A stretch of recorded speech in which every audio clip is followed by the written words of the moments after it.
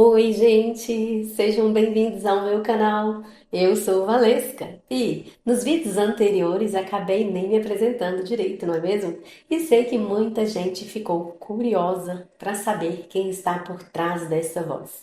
Então vamos lá. Eu sou especialista em inteligência emocional, psicoterapeuta, psicanalista, treinadora e analista comportamental. O meu foco é o desenvolvimento saudável das relações entre pais e filhos. O meu trabalho é ajudar famílias a enfrentarem os desafios emocionais e comportamentais do dia a dia, oferecendo ferramentas práticas e personalizadas que realmente funcionam. Tem uma lista enorme de informações, mas o mais importante é o que eu venho fazer aqui com vocês: compartilhar tudo o que eu aprendo, estudo e vivo, porque é isso que eu amo fazer. Se você curte esse tipo de conteúdo e quer aprender com boas leituras, já fica aqui comigo. Toda semana eu trago a leitura de livros incríveis que estamos lendo juntos no meu grupo de WhatsApp. O link estará na descrição do vídeo. Se quiser receber áudios diários, ofertas especiais que disponibilizo lá, você será muito bem-vindo. E claro, né? Se inscreve no canal, deixe seu like, comenta, compartilha com outras famílias e ativa o sininho para não perder nada.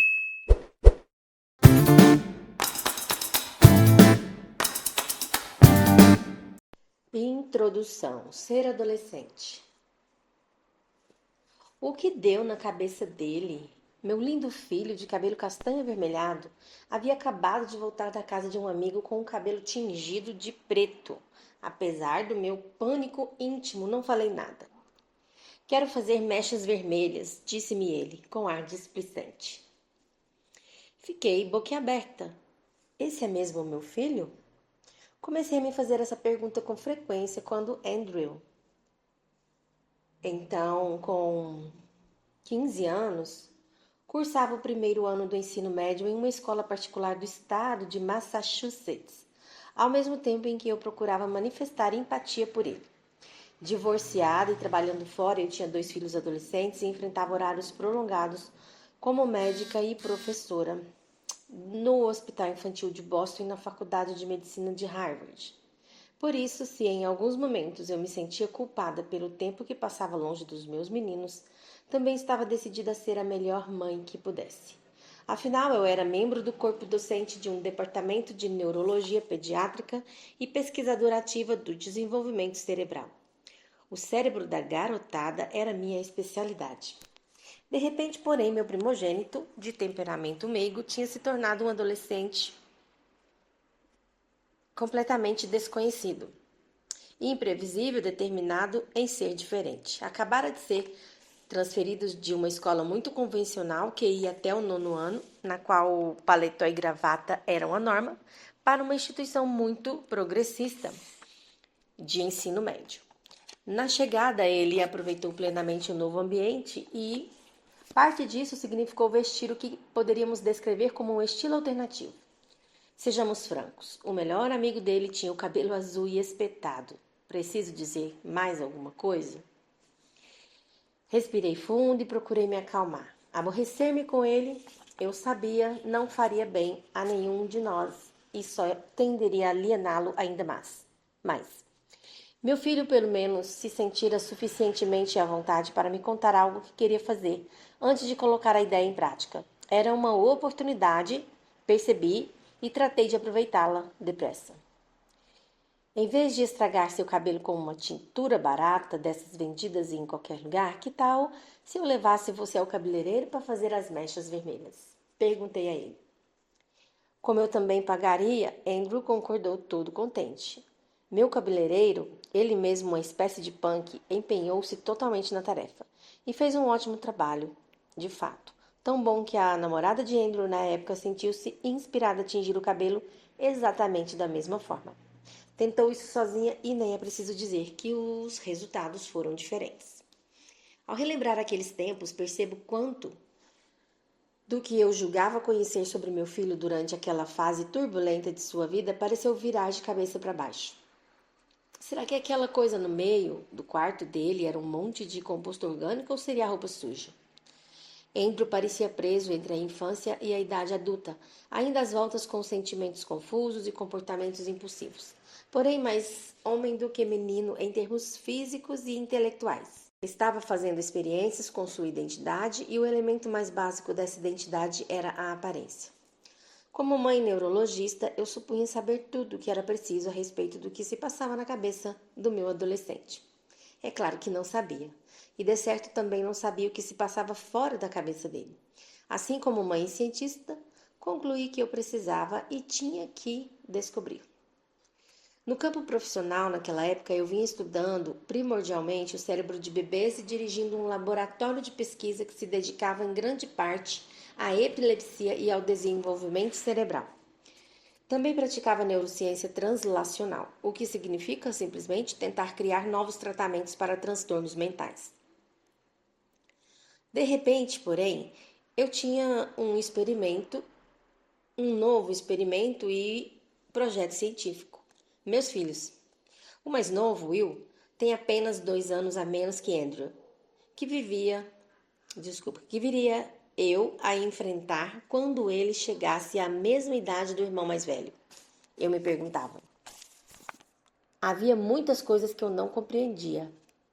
Quase da noite para o dia vi Andrew metamorfosear-se num ser diferente, mas no fundo sabia que ele ainda era o mesmo menino maravilhoso, gentil e inteligente de sempre. Então, o que havia acontecido? Para descobrir, resolvi mergulhar no mundo das pesquisas sobre essa espécie meio estranha na minha família, o chamado adolescente, e usar esse conhecimento para ajudar a mim mesma e meus filhos a transpor com mais suavidade o caminho à idade adulta. O cérebro adolescente foi uma área de estudos relativamente negligenciada até uns 10 anos atrás. A maioria dos dólares das pesquisas de neurologia e neuropsicologia é investida no desenvolvimento do cérebro do recém-nascido e da criança, desde as deficiências na aprendizagem até a terapia precoce de enriquecimento da experiência, ou no outro extremo do espectro, para as doenças do cérebro idoso, em especial o mal de Alzheimer. Até alguns anos atrás, a neurociência do cérebro adolescente era pouco financiada, pouco pesquisada e, obviamente, não muito bem compreendida. Os cientistas acreditavam incorretamente, como se constatou, que o crescimento cerebral estava praticamente concluído quando a criança chegava ao jardim de infância.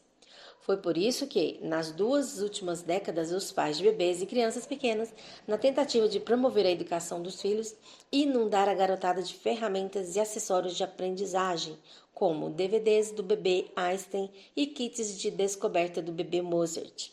Mas e o cérebro adolescente? Quase todos achavam que ele era basicamente igual ao do adulto, apenas com menos rodagem. O problema dessa suposição é que ela estava errada, muito errada. Outros equívocos e mitos sobre o cérebro e o comportamento adolescente são tão arraigados que constituem crenças sociais aceitas. Os adolescentes são impulsivos e emotivos por causa do intenso afluxo hormonal. Os adolescentes são rebeldes e desafiadores porque querem ser difíceis e diferentes. E se, vez por outra, eles bebem demais sem que seus pais consintam, bem, o cérebro deles é resiliente, de modo que, de certo, se recuperará sem sofrer efeitos permanentes. Outra suposição é que a sorte já foi lançada na puberdade. Sejam quais forem o QI ou os talentos evidentes do indivíduo, ele permanecerá assim pelo resto da vida. O tipo QI, no caso, né, é o tipo com vocação para matemática, né, e ciências versus aquele com vocação para linguagem e arte. Os talentos evidentes, né, que ela fala aqui. Mais uma vez, tudo errado. O cérebro adolescente encontra-se em um ponto muito especial de desenvolvimento. Como revelará este livro, aprendi que existem vulnerabilidades singulares nesta faixa etária, mas há também a possibilidade de canalizar forças excepcionais que vão desaparecendo ao entrarmos na idade adulta. Quanto mais Eu estudava a literatura científica que vinha surgindo sobre adolescentes, mas compreendia o erro que era olhar para o cérebro adolescente pelo prisma da neurobiologia do adulto. O funcionamento, as conexões, a capacidade. Aprendi que tudo é diferente nesta fase. Também me dei conta de que essa nova ciência do cérebro adolescente não era conhecida da maioria dos pais, ou pelo menos não estava atingindo os pais sem formação em neurociências. E este era exatamente o público que precisava saber da nova ciência do cérebro adolescente. Pais, tutores e educadores tão perplexos, frustrados e enfurecidos com os adolescentes sob seus cuidados quanto eu. Esse livro ele é diferente do outro, então ele tem bastante conteúdo, ele é bem técnico e eu vou dividir a introdução aqui em alguns áudios, porque é bem longo, sabe? Então, essa é a primeira parte da introdução, ok? 16 anos, o Olha, Will, a gente meu filho continua. caçula, passou no exame de direção. Raras vezes me deram motivos de preocupação, mas isso mudou em uma certa manhã. Semanas depois de obter a carteira de habilitação, ele começou a ir à escola dirigindo o nosso Dodge Intrepid, modelo 1994, um carro grande, antigo e seguro. Tudo parecia correr bem. Como de praxe, Will saiu por volta das 7h30 porque as aulas começavam às 7h55 e lá foi ele. Quando eu ia cruzando a porta de saída para meu trabalho por volta de 7h45 da manhã, recebi uma ligação. Mãe, está tudo bem comigo, mas o carro está destruído. Bem, em um primeiro momento dei graças por ele ter tido a presença de espírito de começar por me dizer que estava bem, mas tive visões do carro enroscado numa árvore. Estou a caminho, respondi e pulei para o meu carro. Quando me aproximava da entrada da escola, vi as luzes piscantes dos carros de polícia. O que ele tinha feito? Bem, em termos simples, Will havia decidido que podia se espremer para virar à esquerda na entrada da escola pela pista de trânsito rápido que vinha em sentido contrário. Poderia ter funcionado se do outro lado viesse dirigindo uma mãe parecida comigo que balançaria a cabeça e meteria o pé no freio.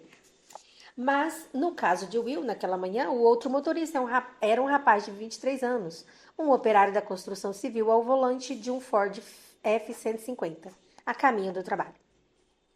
Estava tão pouco disposto a ceder a preferência quanto meu filho se dispusera a esperar para cruzar a rua. Então aconteceu o acidente. Foi bom saber que os airbags de 1994 ainda funcionavam em 2006. Lá estava Will, parado junto ao carro totalmente destruído, bem na entrada da escola. Muito sem jeito, já que quase todas as pessoas iam passando por ele, conforme os alunos, funcionários e professores chegavam para o dia de aula. Que lição para meu filho. Isso foi algo que reconheci prontamente. E me senti muito grata por ele e o outro motorista terem saído ilesos daquela batalha de vontades sobre quem tinha a preferência. O que deu na cabeça dele? Perguntei-me quase num reflexo. E em seguida, não, lá vamos nós de novo. Dessa vez, porém, eu me acalmei depressa. Já tinha bastante conhecimento. Sabia que o cérebro de Will, assim como o de Andrew e o de todos os outros adolescentes, era um trabalho em andamento. É claro que ele já não era criança, mas seu cérebro ainda estava em desenvolvimento, mudando e até crescendo. Eu não reconhecera isso até Andrew me fazer sentar e perceber o que eu já sabia sobre o cérebro infantil. Que a questão é menos o que acontece na cabeça do adolescente do que aquilo que não acontece. O cérebro adolescente é um órgão notável, capaz de uma estimulação titânica e de assombrosas proezas de aprendizagem, como você descobrirá neste livro. Granville Stanley Hall, o fundador do movimento dos estudos sobre a criança, escreveu em 1904 sobre a exuberância da adolescência. Abre aspas. Esses anos são a melhor década da vida. Nenhuma idade é tão receptiva a tudo que há de melhor e mais sábio no esforço adulto. Em nenhum solo psíquico, além disso, as sementes, tanto boas quanto más, criam raízes tão profundas, crescem com tanto vigor ou dão frutos com tanta rapidez ou tanta certeza. Fecha aspas. Com otimismo, Hall disse que a adolescência era o nascimento da imaginação. Mas também sabia que essa idade de empolgação tinha seus perigos, que incluíam impulsividade, admissão de riscos, oscilações de humor, falta de discernimento e juízos precários. O que ele não tinha como prever em sua época era a gama assombrosa de perigos a que os adolescentes ficariam expostos em nossos dias com os meios de comunicação sociais e a internet. Quantas vezes eu soube por amigos, colegas e até estranhos que me procuraram depois de ouvirem minhas palestras das loucuras que seus filhos adolescentes ou os amigos deles tinham acabado de fazer. A filha que roubou a motocicleta do pai e bateu com ela no meio-fio, os garotos que faziam planking, que é pôr-se deitados de bruços, como uma prancha sobre toda e qualquer superfície, né, inclusive o parapeito da escola, e fotografavam uns aos outros nessas posições, ou pior ainda, os adeptos à vodka Aibelin, pingar a bebida diretamente no olho, para obter uma sensação imediata de euforia, ou os que, com medo de um exame toxicológico para conseguir um emprego de fim de semana, ingeriam alvejante diluído em água, achando que ele limparia de sua urina a maconha que haviam fumado na noite anterior. O cérebro das crianças e dos jovens continua a ser fisiologicamente moldado por seu meio até bem depois de meados da casa dos 20 anos. Portanto, além de ser um período de enormes promessas, a adolescência é também uma época de riscos singulares. Todos os dias, como mostrarei, há cientistas descobrindo aspectos em que o cérebro adolescente funciona e reage ao mundo de maneira diferente do cérebro da criança ou do adulto. E o modo de o cérebro adolescente reagir ao mundo tem muito a ver com as decisões impulsivas, irracionais e desatinadas que os adolescentes parecem tomar com tanta frequência. Parte do problema de compreender de verdade os nossos adolescentes somos nós, os adultos. É muito frequente lhes transmitirmos mensagens dúbias. Presumimos que quando um filho nosso começa a aparecer fisicamente adulto, a menina que desenvolve seios, o garoto que tem pelos no rosto, ele deve agir e ser tratado como adulto, com todas as responsabilidades que atribuímos a nossos pares. Os adolescentes norte-americanos podem ingressar nas forças armadas e ir à guerra, casar-se sem o consentimento dos pais e, em alguns lugares, ocupar cargos políticos. Nos últimos anos, pelo menos 7 deles foram eleitos prefeitos de pequenas cidades dos estados de Nova York, Pensilvânia, Iowa, Michigan e Oregon. De fato, a lei norte-americana, com frequência, trata os adolescentes como adultos, sobretudo quando eles são acusados de crimes violentos e julgados em varas criminais destinadas a adultos.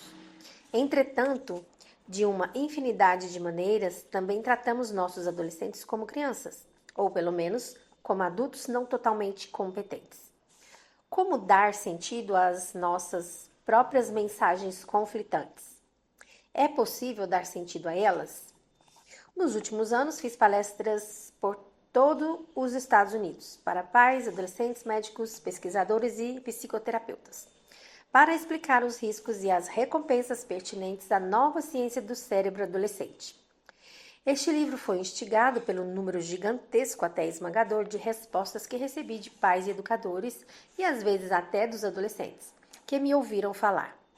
Todos queriam compartilhar suas histórias, fazer perguntas e tentar compreender de que maneira ajudar os filhos e a si mesmos a transpor essa fase da vida que é emocionante, mas desconcertante. A verdade, como aprendi com meus próprios filhos, é que os adolescentes não são uma espécie estranha, mas apenas uma espécie mal compreendida. Sim, eles são diferentes, mas há importantes razões fisiológicas e neurológicas para essas diferenças. Neste livro, pretendo explicar como o cérebro adolescente oferece grandes vantagens, por um lado, mas tem, por outro, vulnerabilidades não percebidas e não reconhecidas. Espero que os leitores o utilizem como um livro de referência, uma espécie de manual do usuário ou guia de sobrevivência sobre como cuidar do cérebro adolescente e alimentá-lo. Em última instância, quero fazer mais do que ajudar os adultos a compreender melhor seus adolescentes. Quero oferecer uma orientação prática para que os pais também possam ajudar seus filhos. Os adolescentes não são os únicos que precisam transpor esse período da vida. Um período empolgante, mas traiçoeiro. Pais, tutores e educadores também precisam fazê-lo. Eu o fiz 2 vezes. Ele é acabrunhante, instigante e confuso, tudo ao mesmo tempo. Como pais, nós nos preparamos para o que será uma volta e tanto na montanha-russa, mas na vasta maioria dos casos a corrida desacelera, estabiliza-se e proporciona diversas histórias para contarmos posteriormente. Quase 10 anos atrás, quando me ficou claro que ser mãe de adolescentes não se parecia em nada com cuidar de crianças crescidas, eu disse a mim mesma: tudo bem, vamos trabalhar nisso juntos. Fiquei na marcação cerrada de meus filhos. Certa ocasião, quando Andrew ainda estava no primeiro ano do ensino médio, chegou aquele momento inevitável em que as provas se aproximavam e ele continuava a dar mais atenção aos esportes e às festas do que aos livros e aos deveres de casa. Como sou cientista, sei que a aprendizagem é cumulativa. Tudo que é novo baseia-se em algo que o indivíduo acabou de aprender, de modo que ele tem que aguentar firme, ficar no controle de tudo. Assim, peguei um bloco de notas, examinei capítulo por capítulo os livros didáticos de Andrew e, num dos lados do papel, selecionei um problema para ele resolver, colocando a resposta dobrada do outro lado. Ele só precisava de um modelo, um molde, uma estrutura. Foi um momento decisivo para meu filho e para mim. Ele se deu conta de que realmente tinha que fazer o trabalho, sentar-se e dar conta daquilo para aprender.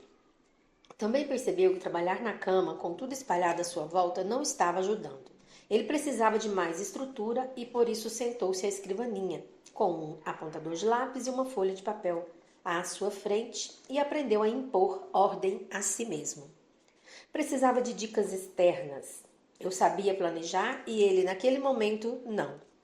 Dispor de um ambiente estruturado o ajudou a aprender e ele ficou realmente bom nisso, passando horas sentados em sua cadeira diante da escrivaninha. Sei disso porque ia verificar. Eu também sabia que esse era um bom exemplo de aprendizagem dependente do lugar. Os cientistas já mostraram que a melhor maneira de lembrar o que se aprendeu é voltar ao local onde aquilo foi aprendido. Para Andrew, era a escrivaninha do seu quarto. Como explicarei mais adiante, os adolescentes são fissurados em aprender. Têm o cérebro preparado para adquirir conhecimentos, de modo que onde e como aprendem são importantes. E qualquer pai ou mãe pode ajudar a criar um lugar em que sejam feitos os deveres de casa. E, como os deveres são uma das coisas principais que a garotada faz em casa, você pode manter o envolvimento com seus adolescentes, mesmo que não tenha um diploma de medicina nem doutorado na matéria ou nas matérias que eles passaram meses negligenciando. Você pode se oferecer para revisar os trabalhos, verificar a ortografia de suas redações ou simplesmente certificar-se de que eles fiquem sentados em cadeiras confortáveis à escrivaninha. Ainda que não tenha o cabeleireiro certo para fazer mechas vermelhas, o importante é que você possa, ao menos, arranjar depressa uma tintura a ser feita em casa, quando eles quiserem se transformar por fora. Deixe-os experimentar com essas coisas mais inofensivas em vez de se rebelarem e entrarem em encrencas mais sérias. Minha voz ainda não melhorou. Só um minuto. Procure não se concentrar em vencer as batalhas, quando precisa vencer a guerra. O objetivo final é ajudá-los a atravessar a experimentação de que eles necessitam instintivamente, sem efeitos nocivos a longo prazo. Os anos da adolescência são uma ótima época para testar onde estão os pontos fortes de um jovem e para aplanar os pontos fracos que exijam atenção. O que não convém fazer é ridicularizar, emitir juízos moralistas, reprovar ou fazer pouco caso. Em vez disso, você precisa entrar na cabeça do seu filho ou da sua filha. Todo jovem tem alguma coisa com que está lutando e você pode tentar ajudar nisso. Os adolescentes podem ser totalmente atrapalhados. Esquecer de levar os livros para casa, amassar anotações importantes no fundo da mochila, entender mal as tarefas designadas como dever de casa. Às vezes, muitas na verdade, são apenas desorganizados, não prestam atenção aos detalhes do que acontece à sua volta, de modo que achar que eles vão descobrir como fazer os deveres de casa pode ser, na verdade, esperar demais. Seus adolescentes nem sempre vão aceitar sua orientação, mas você não poderá dá-la se não estiver presente, se não tentar compreender como eles aprendem. Saiba que eles estão igualmente intrigados com o comportamento imprevisível que têm e com a caixa de ferramentas desordenada que chamam de cérebro. Só não estão no momento em que se disponham a dizer isso a você. O orgulho e a reputação são importantes para os adolescentes, que não conseguem olhar para dentro de si e exercer uma autocrítica. É disso que se trata este livro, saber onde estão os limites deles e o que você pode fazer para apoiá-los, para que você não fique com raiva nem confuso com seus adolescentes ou simplesmente se renda, jogando as mãos para o alto. Quero ajudá-lo a entender o que os torna tão irritantes. Muito do que há neste livro lhe causará surpresa. Surpresa porque provavelmente você achava que o comportamento recalcitrante dos adolescentes era algo que eles podiam controlar ou pelo menos deviam poder. Que a insensibilidade, a raiva ou a atitude desligada deles era inteiramente consciente e que a recusa a ouvir sugestões, pedidos ou exigências que você lhes faz era puro voluntarismo. Mais uma vez, nada disso é verdade. A viagem pela qual o conduzirei neste livro vai chocá-lo em alguns momentos, mas ao término, garanto que ganhará discernimento sobre o que faz seus adolescentes funcionarem, porque terá uma compreensão muito melhor de como funciona o cérebro deles. Sempre que possível, esforço-me por revelar os dados reais de artigos divulgados em publicações científicas reais. Neles, há muitos dados que não foram traduzidos para o público em geral. Mais importante ainda, a geração adolescente tem enorme apreço por informações. Por isso, ao conversar com adolescentes, você tem o dever de oferecer dados reais. Introduzi todas as cifras que pude nos pontos em que é mostrada a ciência efetiva e assinalei em que aspectos ela se aplica a nosso conhecimento dos pontos fortes e fracos da adolescência. Há muitos mitos por aí que precisam ser desmascarados a respeito dos adolescentes. Estas páginas são uma tentativa de eliminá-los aos poucos e de explorar a nova ciência disponível para nos Para que este livro seja de fato eficaz, você deve lembrar uma regra simples. Primeiro, conte até 10. Isso se tornou uma espécie de mantra na criação dos meus filhos. Porém, significa mais do que apenas respirar fundo. Deixe-me explicar. Nos cursos de liderança que fiz para minha carreira profissional, um tema sempre enfatizado era o lema dos escoteiros. Sempre alerta. Aprendi nesses seminários que o tempo médio gasto por um homem ou uma mulher de negócios nos Estados Unidos na preparação para uma reunião é de aproximadamente 2 minutos. É provável que gastemos mais tempo na simples marcação dessas reuniões do que efetivamente pensando no que diremos ou faremos nelas. Não estou me referindo a grandes apresentações. Refiro-me àqueles encontros nos quais, com demasiada frequência, entramos de maneira descuidada, sem gastar muito tempo em reflexões prévias. Assim que eu soube dessa estatística, fiquei assustada.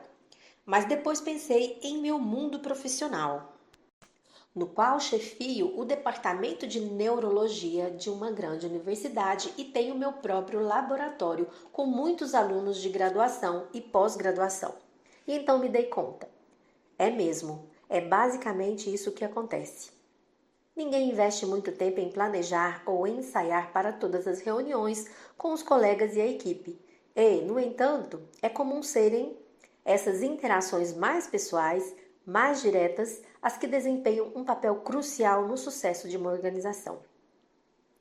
De modo similar, a impressão que causamos nos outros nesses encontros pode afetar o rumo tomado em nossa carreira. Por isso é tão importante planejar com antecedência, pelo menos por mais que apenas alguns minutos, e pensar em como as outras pessoas reagirão. Revise mentalmente o que você quer dizer, passo a passo, e imagine a gama de reações.